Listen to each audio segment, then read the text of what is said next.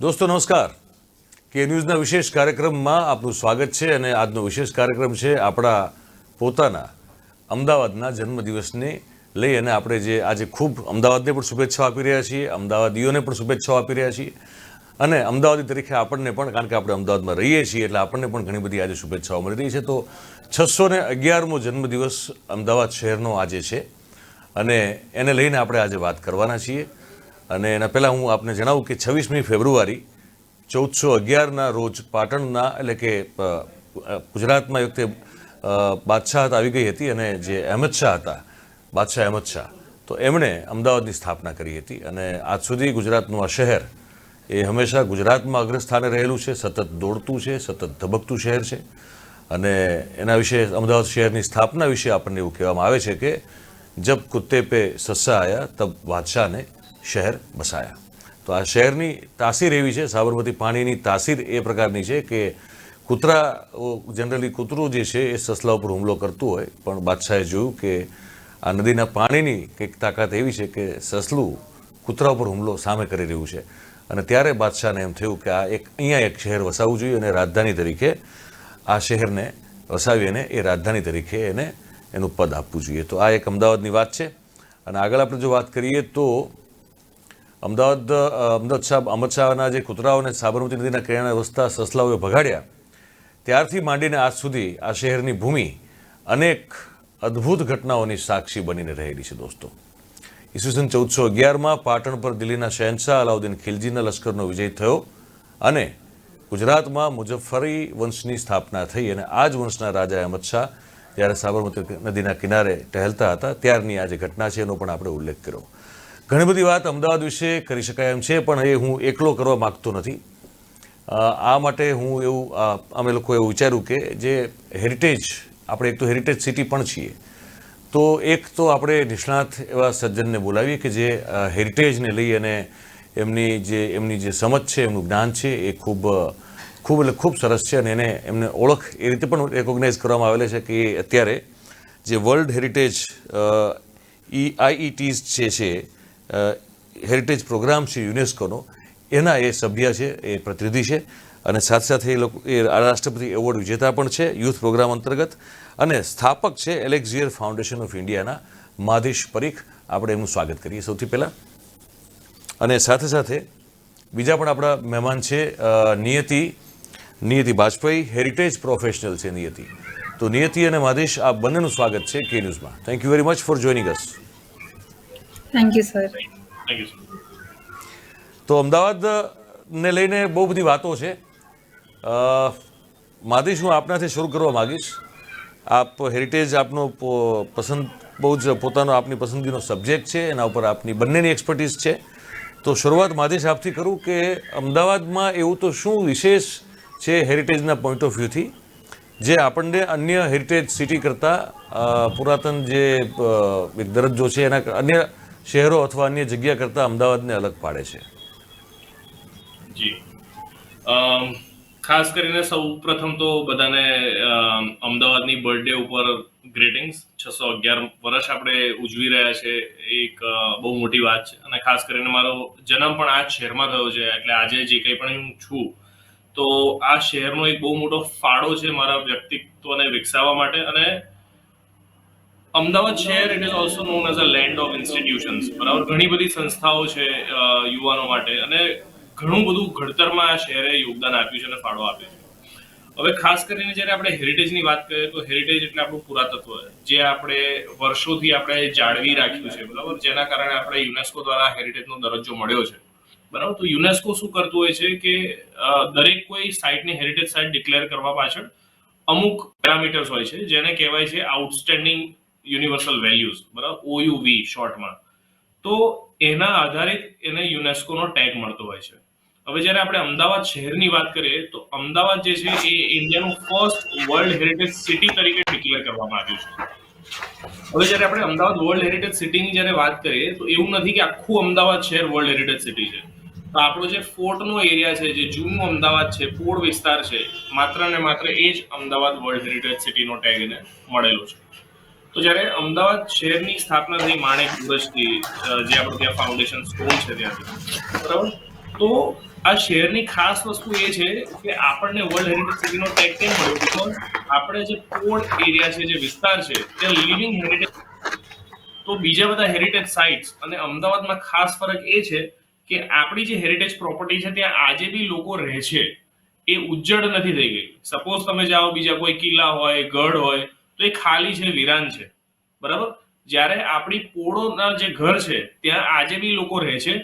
વર્ષો પહેલાનું જે કલ્ચર હતું એ કલ્ચર આજે બી છે. જે રીતના ટ્રેડિશન પહેલા થતા હતા એ ટ્રેડિશન આજે બી ત્યાં આગળ પોળમાં ઉજવાય છે. સાંજે મેળાઓ થતા હોય છે, લોકો એકબીજા સાથે ટાઈમ સ્પેન્ડ કરે છે. આજે બી તમે પોળોમાં જશો તો જે જૂની રમતો છે આજે હાલમાં બી એ બધી રમતો ત્યાં આગળ રમાઈ રહી છે, બરાબર. તો આ રીતનું ખાસ જે લિવિંગ હેરિટેજ કનેક્ટ એટલે આર્કિટેક્ચર અને લોકો વચ્ચેનો જે બ્રિજિંગ કનેક્ટ છે, તો એ ખાસ કરીને અમદાવાદમાં આપણને જોવા મળે છે, જે આ બધી ખાસ વાતોના કારણે અમદાવાદને આ દરજ્જો મળ્યો છે. આપની પાસે આવવા માગું છું. અ, તમે ઓબ્વિયસલી આપની સરનેમ હું જો જોઉં તો મને એમ ખ્યાલ આવે છે કે આપ ગુજરાતી તો નથી, પણ આપ ગુજરાતમાં આવીને વસેલા છો કદાચ, મારું એવું માનવાનું છે. તો તમે ગુજરાતને અને ખાસ કરીને અમદાવાદને એઝ એ હેરિટેજ સિટી તરીકે કેવી રીતે ઇવેલ્યુએટ કરો છો? તમારો પોઈન્ટ ઓફ વ્યૂ શું છે? નિયતિ, આપને મારો અવાજ આવે છે? આપના સુધી મારો અવાજ પહોંચે છે? મારા ખ્યાલથી કનેક્શનનો કોઈ ઇસ્યુ છે. માધીશભાઈ, આપની સાથે હું આપની પાસે ફરીથી પાછો આવું છું. જી. કારણ કે આપણા બીજા ગેસ્ટ છે એમની સાથેનું કનેક્શન એમનું કનેક્શન લોસ થઈ ગયું લાગે છે અત્યારે. હવે આપણે વાત તો કરી કે એક મોટો મુદ્દો એ છે કે ગુજરાત અમદાવાદ જે છે એક એવું હેરિટેજ સિટી છે ત્યાં કે જ્યાં હજી પણ એ વેરાન થઈ ગયેલું હોય કે ખંડેર તરીકે પડેલું હોય ને લોકો ખાલી એક સાઇટ તરીકે એને જોવા આવતા હોય એવું નથી. પણ મારે એ સમજવું છે કે અમદાવાદમાં હેરિટેજ સાઇટ એ કેટલી સંખ્યામાં હશે અને એમની અત્યારે જે ફિઝિકલ કન્ડિશન જે છે એ કયા પ્રકારની છે? જી. તો હેરિટેજ સાઇટને આપણે અલગ અલગ રીતે ક્લાસિફાઈ કરી શકીએ. જેમ આપણા વોલ્ડ સિટી છે, બરાબર, તો આપણા જે શહેરના જે દરવાજાઓ છે, બરાબર, તો એ જે દરવાજા છે તમામ દરવાજા એ વર્લ્ડ હેરિટેજ સાઇટની અંદર આવે છે, આપણી વર્લ્ડ હેરિટેજ સિટીની અંદર ઇન્ક્લુડ થાય છે. સીદી સૈયદની જાળી છે, જામા મસ્જિદ છે, પછી પોળની અંદર ઘણા બધા ઘરો રહેલા છે જેને ધ્યાનમાં રાખીને આપણને આ જે ટેગ મળ્યો છે, બરાબર. તો આ દરેક ઘરોને છે ને માર્કિંગ કરવામાં આવ્યું છે અમદાવાદ મ્યુનિસિપલ કોર્પોરેશન દ્વારા, અને એમની હાલની સ્થિતિને જોઈને કેટલી સારી મેન્ટેન કરેલી છે એ સ્થિતિને જોઈને દરેક ઘરોને ગ્રેડિંગ પણ આપવામાં આવેલા છે, ગ્રેડ 1, ગ્રેડ 2, ગ્રેડ 3, બરાબર. તો એ રીતે આખી marking database Ahmedabad municipal corporation પાસે છે અને ઘણા બધા સ્ટ્રક્ચર છે. હવે હેરિટેજને આપણે કેવી રીતે ડિફાઇન કરવું કે કેટલું જૂનું તો હેરિટેજ, બરાબર. તો એની એક ઇમ્પોર્ટન્સની વેલ્યુ હોય. સપોઝ તમારા માટે 50 વર્ષ જૂની વસ્તુ પણ હેરિટેજ હોઈ શકે. જેમ સિંગાપોરમાં ગાર્ડન્સ બાય ધ બે છે, બરાબર, એ નવા બનેલા છે પણ એની જે ઇમ્પોર્ટન્સ છે એ વધારે છે, એટલે એ પણ એક UNESCO site of importance of heritage છે, બરાબર. તો એ રીતે અલગ અલગ વસ્તુઓને ક્લાસિફાઈ કરવામાં આવતી હોય છે, એનું ઇમ્પોર્ટન્સ કેટલું છે, કેટલું જૂનું છે, એ પ્રમાણે એને આ રીતે ક્લાસિફાઈ કરીને ટેગ આપવામાં આવતો હોય છે. તો જેમ આપણો એલિસ બ્રિજ છે, બરાબર, તો એ પણ આપણા શહેર માટે હેરિટેજ છે, બરાબર. એ પહેલો પુલ હતો જે ઈસ્ટ અને વેસ્ટને કનેક્ટ કરતો હતો, બરાબર. તો આઈ થિંક એનો બી ઘણો ફાળો રહ્યો છે શહેરના ડેવલપમેન્ટ માટે, જે શહેર વિકસ્યું છે. તો આપણે તમે જ્યારે શરૂઆત કરી કે કહેવત છે, જબ કુત્તે પે સસ્સા આયા તો બાદશાહને નગર બસાયા, બરાબર. તો એ ટાઈમે આ જે સાહસિકતા હતી, બરાબર, સસલાની, તો જોઈને જ્યારે આ શહેર વસ્યું, બરાબર, તો એ ટાઈમે બાદશાહે કલ્પના પણ નહીં કરી હોય કે આટલા વર્ષો પછી, 600 વર્ષ પછી શહેર આટલું વિકસી જશે, 7 મિલિયન જેટલા લોકોની આબાદી હશે અને આટલું ધગધગતું શહેર હશે, બરાબર. તો આ રીતની વિશાળ આપણી પાસે હેરિટેજના સ્ત્રોતો છે. તમે જોવો તો હેરિટેજ એ માત્ર ને માત્ર બિલ્ડિંગોમાં નથી, બરાબર. આપણા રીતિ રિવાજ પણ જે છે એ હેરિટેજ છે. આપણી જે ભાષા છે, આપણે જે બોલીએ છીએ, આપણી ભાષા પણ એક હેરિટેજ છે. તમે જો માણેક ચોકના બજારમાં જતા રહો, બરાબર, તો માણેક ચોકના બજારમાં કેટલા બધા ધંધાઓ એક સાથે ચાલતા હોય છે અને વર્ષો જૂના ધંધા છે.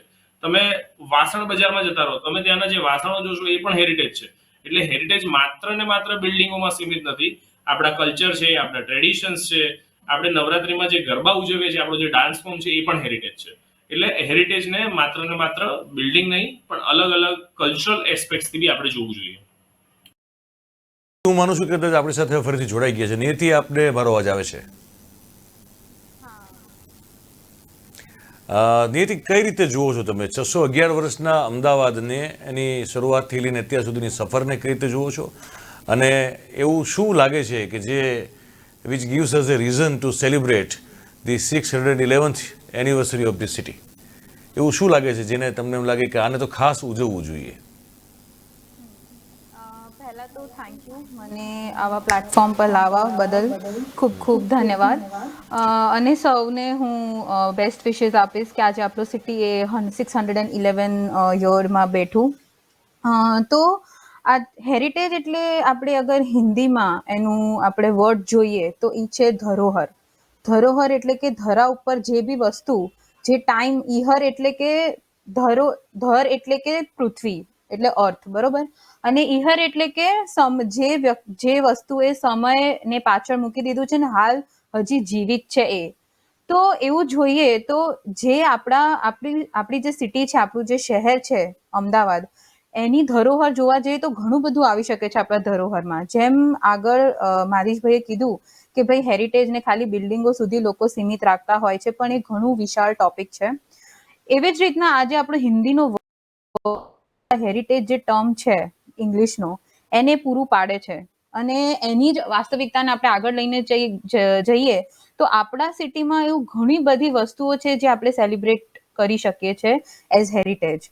આપણે અગર જર્ની જોવા જઈએ અમદાવાદની, તો આજે અમદાવાદ એક મેટ્રોપોલિટન સિટી છે. મેટ્રોનું કામ હાલમાં ચાલુ જ છે અને ગુજરાતનું ટોપ સિટીમાં એનું પહેલું નામ આવે છે. પણ આ ખાલી આજે જ નથી. 16th સેન્ચુરીના એક મહાન ટ્રાવેલર હતા કેશવ ફેડરિક કરીને. એમની બુકમાં લખેલું છે કે અગર મારી આંખોથી ના જોયું હોત તો મને ના ખબર પડી હોત કે અમદાવાદ આટલું એક પોપ્યુલેટેડ અને આટલું વિશાળ ટ્રેડ સેન્ટર છે.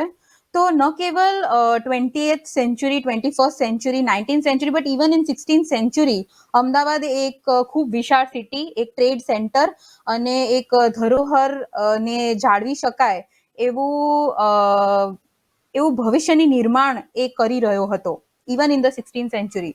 તો એ જે વસ્તુ છે એને જે જાળવી રાખી છે ને લોકોએ જાળવી રાખી છે.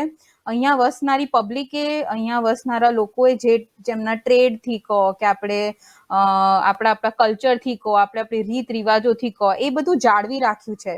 એ જે આપણે જાળવી રાખ્યું છે એ આપણે સેલિબ્રેટ કરી રહ્યા છે. આપણે આપણી જ સંસ્કૃતિને સેલિબ્રેટ કરી રહ્યા છે, વિચ ઇઝ આપણે પ્રાઉડ લેવું જોઈએ. ઘણી બધી કન્ટ્રીઝ એવી છે કે એ લોકો 100 વર્ષ જૂનું એમનું બિલ્ડિંગ કે મકાન હોય તો એને સેલિબ્રેટ કરતા હોય છે કે અરે આને 100 વર્ષ થયા. તો આપણા અહીંયા તો 500-600 વર્ષ જૂના બિલ્ડિંગો છે, જૂના એવા માર્કેટ છે કે જે એટલા ટાઈમથી હજી સુધી ચાલી રહ્યા છે. આપણું ગુજરી માર્કેટ જોઈએ, રવિવારી જેને આપણે કહેતા હોઈએ છીએ, તો એ આટલા વર્ષોથી આજ સુધી નિયમિત રૂપે ચાલતું આવી રહ્યું છે.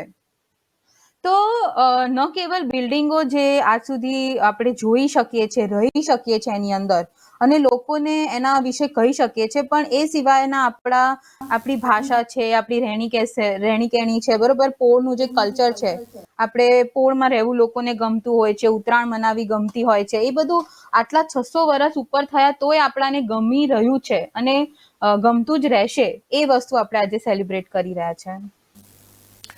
નિયતિ, કોઈ શહેર 611 વર્ષનું થાય એ કોઈ નાની મોટી ઘટના નથી. 611 વર્ષની ઉંમર સુધી પહોંચવું અને પછી પણ સતત વિકસતા રહેવું, સતત ડેવલપ થતા રહેવું, સતત પોતાના કદ અને પોતાનો જે પ્રભાવ છે એમાં સતત વધારો કરતા રહેવો, એ બહુ, કદાચ હું માનું છું કે વિશ્વમાં બહુ ઓછા શહેરો એવા હશે કે જે એક વખત સ્થાપના થઈ ગઈ હોય ને પછી એ બહુ સદીઓ સુધી, એટલે આ તો આપણે તો હજી મિલેનિયમ તો ન થયું કહેવાય, પણ ઓલમોસ્ટ અડધા મિલેનિયમ ઉપર તો જતું રહ્યું આ શહેર. તો તમને શું લાગે છે કે વિશ્વમાં એવા કેટલા શહેરો છે જે જન્મથી લઈને આટલા 500-600 વર્ષ સુધીમાં સતત વિકસતા રહ્યા હોય, પ્રભાવ પણ વધતો રહ્યો હોય, અને એમાં અમદાવાદને આપ ક્યાં જુઓ છો?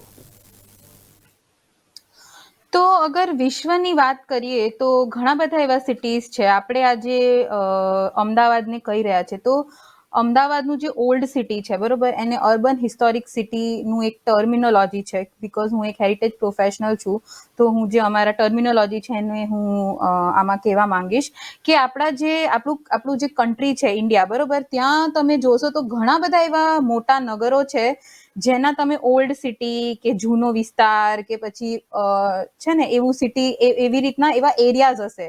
પછી વડોદરા હોય, અમદાવાદ હોય કે પછી વારાણસી હોય, જયપુર હોય, આપણા દેશમાં તો એવા ઘણા બધા સિટીઝ છે જે આજે એક મેટ્રો સિટી છે કે મોટા સિટીઝ છે, છતાંય એમના ઓલ્ડ પાર્ટ એટલે કે એમના જૂના વિસ્તારો, એમના ઓલ્ડ સિટી, એમના અર્બન હિસ્ટોરિક સિટી સેન્ટર્સ એ આજ ભી જીવંત છે. લોકો ત્યાં રહી રહ્યા છે, લોકો ત્યાં એમનું વ્યાપાર કરી રહ્યા છે અને લોકો એને વાપરી રહ્યા છે. હેરિટેજ હું એવું માનું છું કે ખાલી જસ્ટ એક શોકેસ માટે નથી, એ કે તમે મૂકી રાખો ને લોકો તમે મ્યુઝિયમમાં જોઈને જતા રહે, એ હેરિટેજ નથી. હેરિટેજ એ છે કે આજની પ્રોબ્લેમને જે આપણે સોલ્વ કરી શકીએ અગર, તો એ હેરિટેજ છે આપણા માટે. કેમ કે ખાલી એક શોકેસ નથી કે જેને તમે મૂકી રાખો, સાચવી રાખો અને ખાલી જોયા રાખો. ના, અગર એ તમને હેલ્પ કરી રહ્યું છે આજની પ્રોબ્લેમથી લડવા ઝઘડવા અને એને સોલ્વ કરવા માટે, તો એ હેરિટેજ કાંઈ ફાયદાનું છે. અને આપણા જે સિટી છે, આપણું અમદાવાદ છે, એને આપણાને કુદરતી કરામતો હોય કે પછી પેન્ડેમિક જેવી કોરોનાની સ્થિતિ હોય, સ્ટીલ એ બધા પછી પણ આપણે અડીખમ ઊભા રહ્યા છીએ. એ જ પ્રૂફ છે કે આપણું જે સિટી છે એ અલગ છે. કંઈક અલગ તો છે એનામાં કે 16મી સદીથી લઈને આજ સુધી એનું જે મહત્મ્ય છે, એની જે વિશાળતા છે અને એને જે એક હજી લોકોને અગર ના ખબર હોય તો ઘણી વાર એ લોકો કન્ફ્યુઝ થઈ જાય છે કે ગાંધીનગર કેપિટલ છે કે અમદાવાદ કેપિટલ છે ગુજરાતનો. તો કંઈક તો વાત છે આપણા સિટીમાં. મતીશ, હું તમારી પાસે આવવા માંગુ છું. મને એ જણાવો આપ દર્શકો માટે કે અમદાવાદની રસપ્રદ બાબતો સપોઝ આપણે તમારે લોકોને કેવી હોય, ઇન્ટરેસ્ટિંગ ફેક્ટ્સ, તો એ કયા હોઈ શકે? સર, ઇન્ટરેસ્ટિંગ ફેક્ટ્સ એ છે, નિયતિ જે તમને અમુક વસ્તુઓ જણાવી એમાં હું વધારે વેલ્યુ એડિશન કરીશ. કે ઇન્ટરેસ્ટિંગ ફેક્ટ્સ એ છે કે આપણું જે સિટીનું જે આર્કિટેક્ચર છે, તમે ઓલ્ડ સિટીમાં જુઓ તો આઈ થિંક આટલા પોળના જે ઘરો 100-200 વર્ષ પહેલા બનેલા આજે પણ એ એટલા જ રિલેવન્ટ છે. આપણે ધરતીકંપના આંચકા બી ઝીલ્યા તો બી આર્કિટેક્ચર આજે અડીખમ છે. જ્યારે તમે આજે તપતપતી ગરમીમાં બી જ્યારે તમે પોળના ઘરોમાં જશો ત્યારે તમે ઠંડક અનુભવશો. તમે ત્યાં આગળ સરસ મજાની, કદાચ તમને જાણીને આશ્ચર્ય થશે કે પોળોના દરેક ઘરની નીચે છે ને વોટર હાર્વેસ્ટિંગ સિસ્ટમ છે, બરાબર.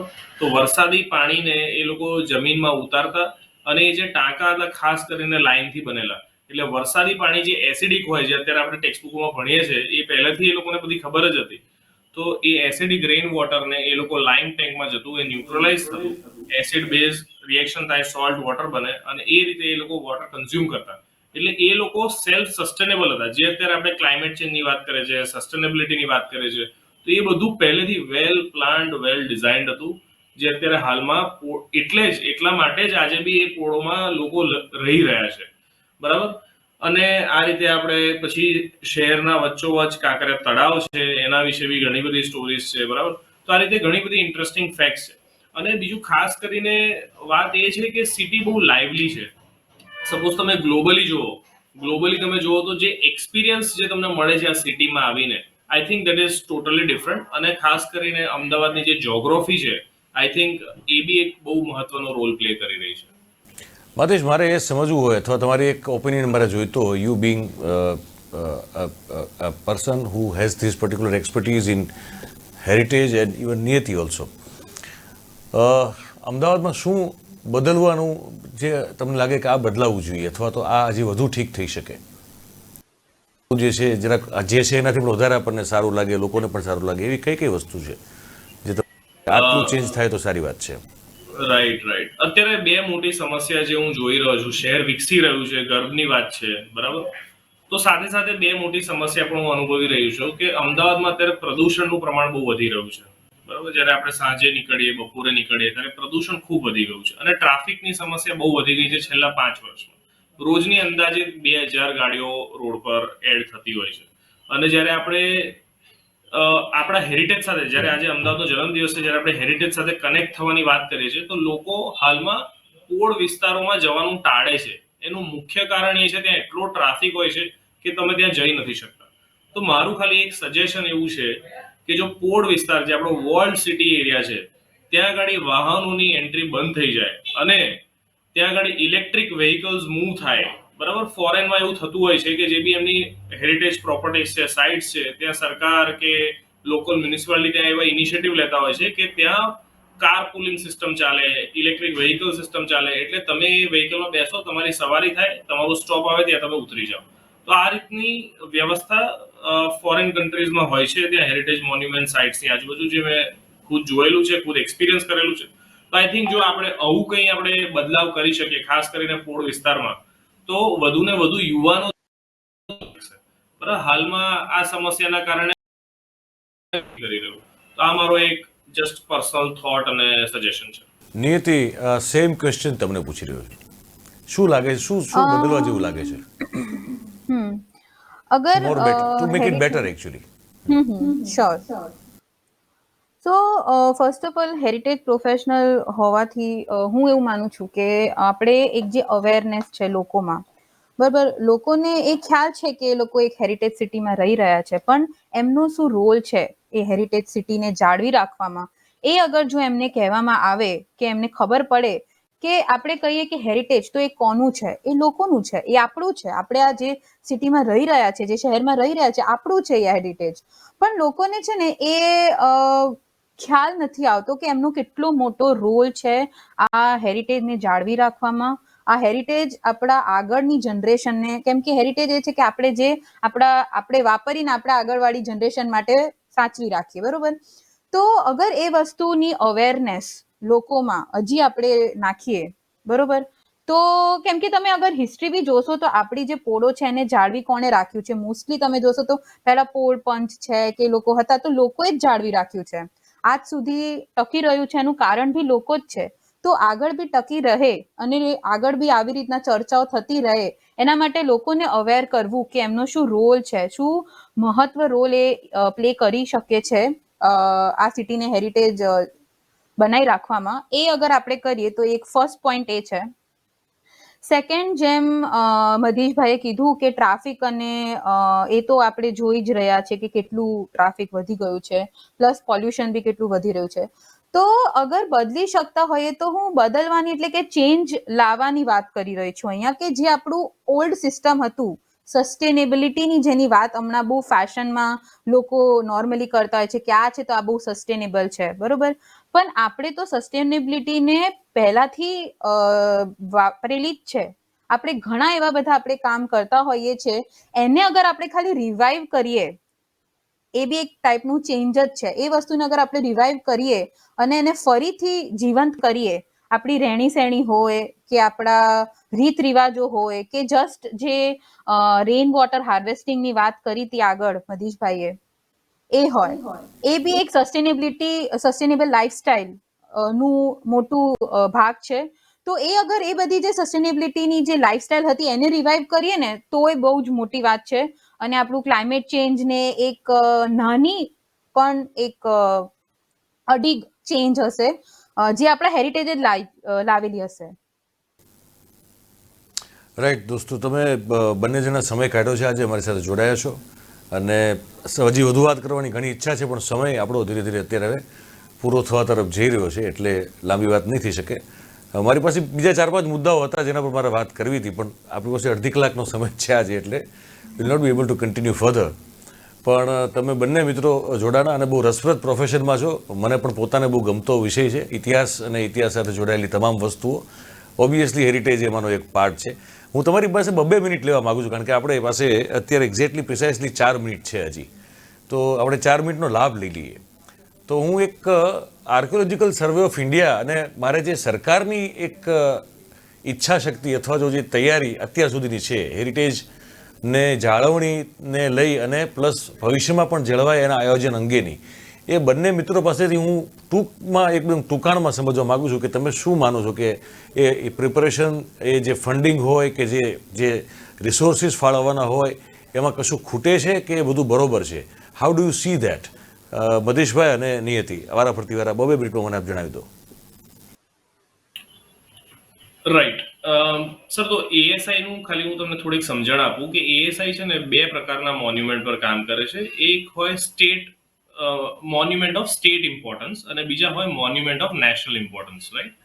એટલે આપણે જોઈએ સીદી સૈયદની જાળી, બરાબર, તો એ મોન્યુમેન્ટ ઓફ સ્ટેટ ઇમ્પોર્ટન્સ છે. પછી આપણે ગુજરાતમાં જોઈએ રાણીની વાવ, તો એ monument of national importance and also international importance, કેમ કે હવે યુનેસ્કો વર્લ્ડ હેરિટેજ સાઇટ છે. એટલે દરેક સાઇટની છે ને એક વેલ્યુ હોય, બરાબર, તો એ વેલ્યુ ઉપર એએસઆઈ કામ કરે. હવે એએસઆઈ નો રોલ અહીંયા લિમિટેડ છે ફોર પ્રોટેક્શન અને કન્ઝર્વેશન. એએસઆઈ કદી બી એ સાઇટને રીબિલ્ડ ના કરે. રીબિલ્ડ ઇન ધ સેન્સ, કેમ કે કોઈ બી સાઇટ ડેમેજ થઈ હોય over a period of time, તો કેમ કે આપણને ખબર નથી એ સાઇટ પહેલા કેવી હતી, બરાબર, તો હવે જો આપણે એમાં ફેરફાર કરીએ તો એનો જે ભાવાર્થ હતો એ સાઇટ બનાવવાનો એ આખું બદલાઈ જાય. એટલે એએસઆઈ નો અહીંયા રોલ લિમિટેડ છે, કન્ઝર્વેશન, પ્રોટેક્શન અને લોકો ત્યાં આગળ એન્ક્રોચ ના કરે, બરાબર. હવે આમાં સૌથી વધુ ને વધુ રોલ કોનો હોય એએસઆઈ કરતા પણ, જો હું તમને કહું તો એ લોક ભાગીદારીનો હોય. કેમ કે સાઇટ જે છે, જે બી એક્સપ્લોર થઈ રહી છે, એક્સકેવેટ થઈ રહી છે, એ લોકોની વચ્ચે છે. તો લોકોએ ત્યાં સ્વચ્છતા જાળવવી, લોકોએ ત્યાં કોઈ ગેરકાયદેસર કામ ના કરવા, કોઈ બાંધકામ ના કરવું. અને એએસઆઈ બાય લો ઘણા બધા રેસ્ટ્રિક્શન્સ મૂકતું હોય છે. એમાં આપણે જો લોક ભાગીદારીને જો વધારે રીતે એન્ફોર્સ કરીએ તો આઈ થિંક બહુ સરસ કામ થતું હોય. જેમ તમે રાણીની વાવ જુઓ તો બહુ જ સુંદર રીતે આખી સાઇટને એક્સકેવેટ કરવામાં આવી છે અને બહુ સારી રીતે જાળવણી પણ થઈ રહી છે એ સાઇટની. તમારું શું કહેવાનું થાય છે?